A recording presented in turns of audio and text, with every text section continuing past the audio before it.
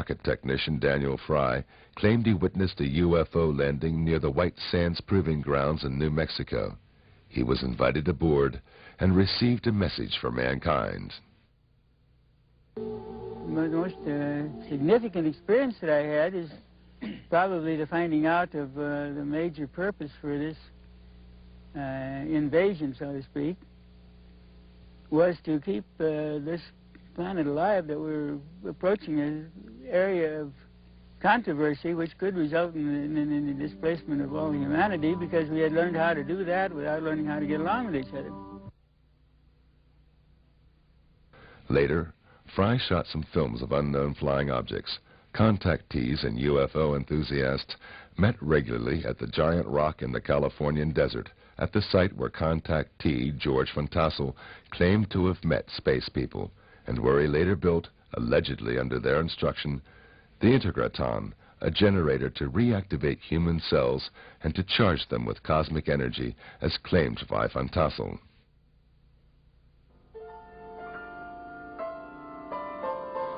One of the early contactees who spoke regularly on the giant rock conventions was Howard Menger. Menger presented what many UFO enthusiasts had long waited for: physical evidence and a message of deepness and beauty.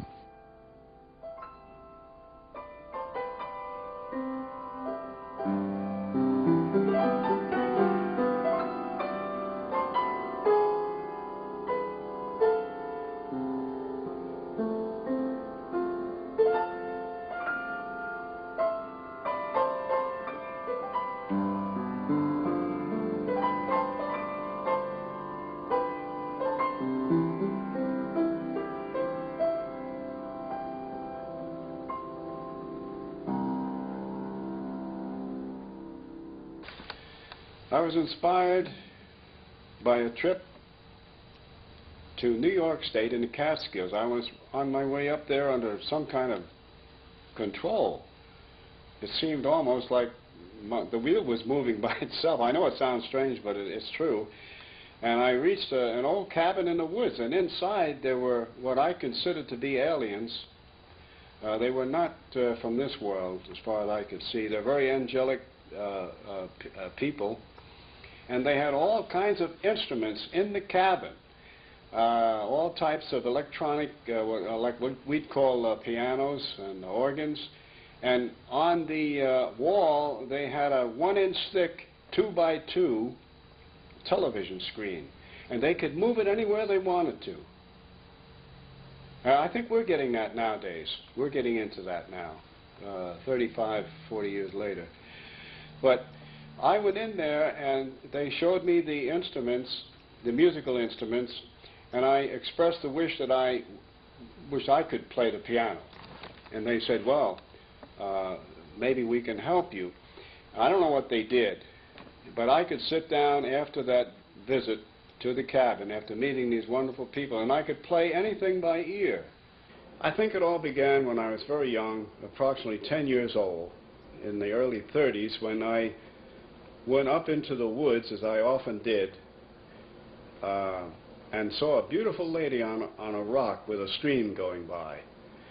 And I was really surprised, because first I thought it was one of the farm people, because there were farms nearby. But this woman wasn't dressed in a farm outfit. She was dressed in beautiful, flowing gown. And she had long blonde hair and gold-colored eyes. And she seemed to be waiting for me, as though she knew I'd be there.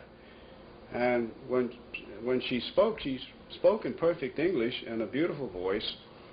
And I was only 10 years old, but I want to tell you, this was quite an experience. She was like an angel, like talking to an angel. And she seemed to know all about me. And she mentioned some things that would happen in the near future. She departed almost like a vision, just disappeared, and I went back home.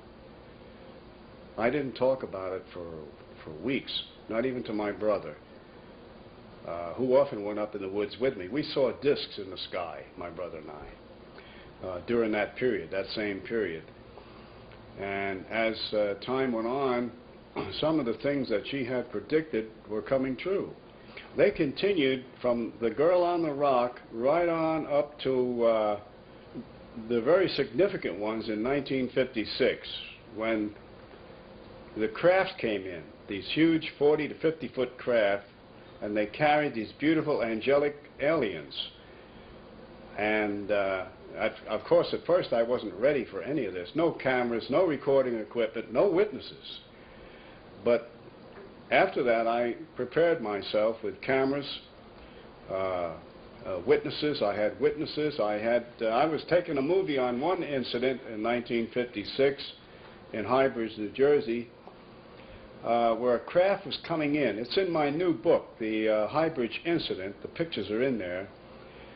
And the craft is coming in, and I'm taking a colored movie, 8mm movie of this.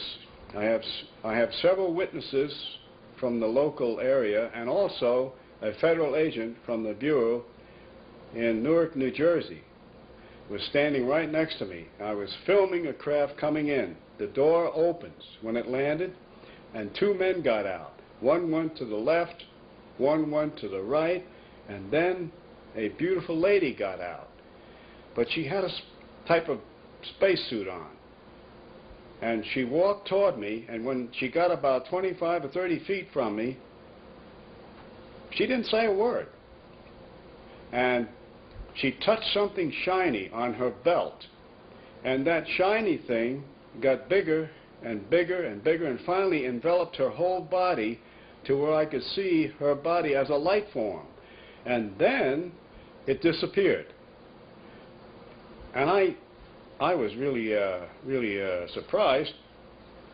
I yelled back at the craft.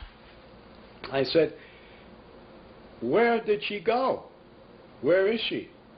And they yelled back in perfect Oxford English, "She's here with us in the ship." So evidently their technology has taken them into some type of teleportation, which we haven't approached that yet. Our scientists have not approached that yet, that I know of. And so evidently they have mastered time, motion, and energy in some way.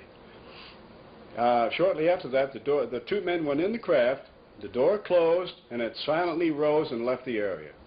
I only have parts of it and slides I made from the original. The Federal Bureau of Investigation, the Bureau out of Newark, New Jersey, took the original film. As you know, there is a definite government cover-up for three reasons: political, religious, and scientific, and for national security. Indeed, Menger had hundreds of eyewitnesses at that time.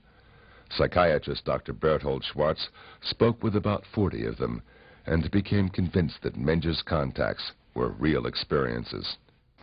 Well, living in northern New Jersey, where I practiced medicine for many years, I used to hear years ago on the radio Howard Menger on the Long John Neville show.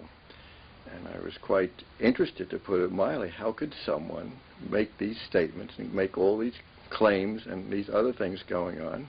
Then, of course, reading about it in the papers, and my patients would ask questions. People across the board, straight Americans. So one thing led to another, and then by fortuitous luck or whatever, coincidence, I met different people that were closely associated with Howard, leading citizens, not just average Joes, good, solid Americans. And they had quite a story to tell me. So the ball of yarn started to unroll, and I became more and more involved in who this man is, where he's coming from, how do you explain these things. One man himself was quite a well-known inventor. He knew Howard's family. Another one was a